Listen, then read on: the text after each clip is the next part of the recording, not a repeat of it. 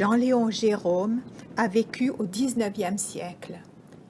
Ses voyages lui ont inspiré des œuvres de type orientaliste, mais il se voulait avant tout un peintre d'histoire. Il a connu un grand succès de son vivant, grâce aussi à son talent d'homme d'affaires.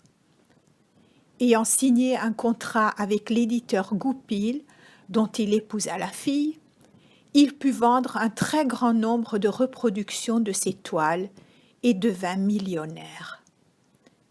Il eut surtout beaucoup de succès en Amérique.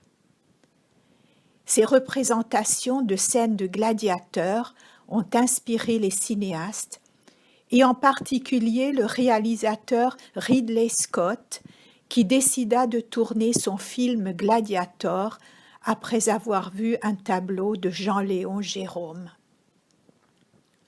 Par contre, en France, son image fut ternie par son acharnement à dénigrer les impressionnistes. Cette erreur de jugement lui valut un oubli rapide après sa mort de ce côté-ci de l'Atlantique. Cette huile sur toile intitulée Consummatum est, tout est accompli, fut peinte en 1867, 4 ans après la parution du célèbre livre d'Ernest Renan, Vie de Jésus, qui fit scandale pour sa vision historique et naturaliste du Christ.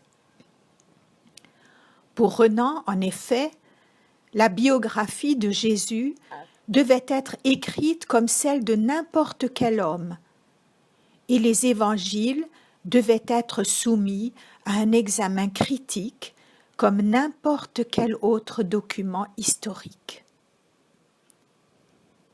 Se mettant volontairement à distance par rapport à l'iconographie traditionnelle, Jérôme choisit de représenter une crucifixion où l'on ne voit que l'ombre de Jésus qui vient de mourir. Les soldats romains s'éloignent après avoir constaté le décès. Jérusalem est à peine perceptible à l'horizon. L'humanité a déserté le lieu du crime. Le sol désertique et caillouteux du Golgotha, au premier plan, est comme un retour au chaos originel. Un monde de silence et de vide absolu. On ne voit pas le corps supplicié, on ne voit pas de sang, mais l'image est forte et le spectateur est saisi par l'émotion. Le peintre le plonge dans cette phase du deuil durant laquelle les vivants ne réalisent pas encore l'étendue du drame. L'Église de l'époque n'a que moyennement apprécié. Or, l'intention de Jean-Léon Gérôme était seulement de revivifier le genre religieux par des techniques picturales inédites, libérées du religieusement correct, afin de mieux rendre la puissance évocatrice de l'Évangile. Et c'est réussi.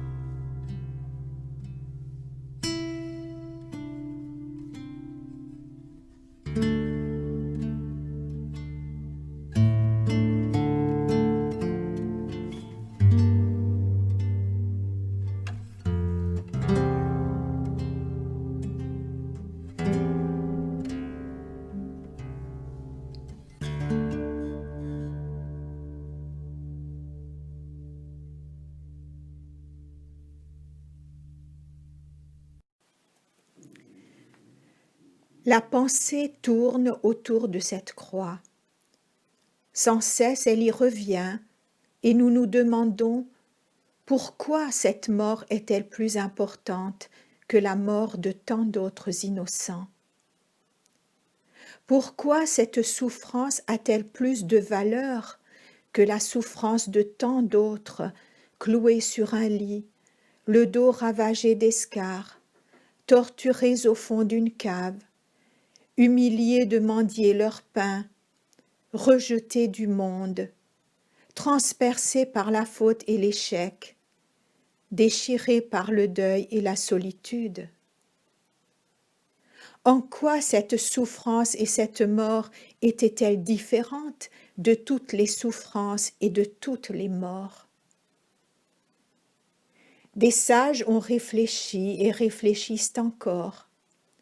Ils disent là-dessus tant de choses profondes, belles et scandaleuses parfois. Aucune ne répond parfaitement à cette question. Peut-être aujourd'hui nous suffit-il de croire que si cet homme était vraiment le Fils de Dieu, il a souffert et il est mort pour aller rejoindre au fond de leur enfer tous ceux qui souffrent d'une souffrance banale et pourtant toujours unique, toujours explicable et toujours sans but. Cette croix est plantée là comme pour dire « Vois, je suis ici, je suis avec toi ». Si cet homme était vraiment le Fils de Dieu, c'est au cœur même des tombeaux, au fond des enfers de souffrance, et non là-haut, loin des hommes, que Dieu se tient et qu'on peut le chercher. Si cet homme était vraiment le Fils de Dieu, lui seul pouvait descendre dans l'enfer des souffrances et de la mort des hommes, pour les y rejoindre et les y accompagner, et pour partager avec eux, derrière la pierre roulée sur leurs espoirs, la force de la résurrection. Si cet homme était vraiment le Fils de Dieu, il a souffert et il est mort pour nous rejoindre au fond de nos enfers, nous prendre par la main et nous tirer vers sa vie. La pensée tourne autour de cette croix et nous ne comprenons jamais tout. Du moins pouvons-nous entendre ceci. Vois, je suis là, je suis avec toi, et toi, tu seras toujours avec moi.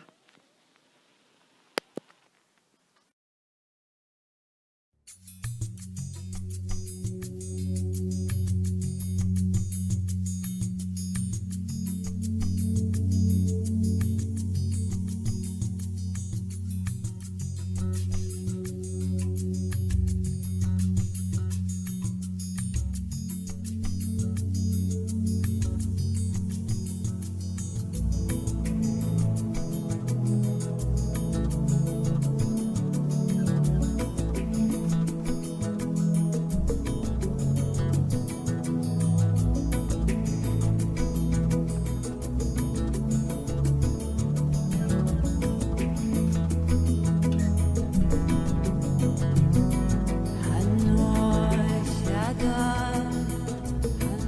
shele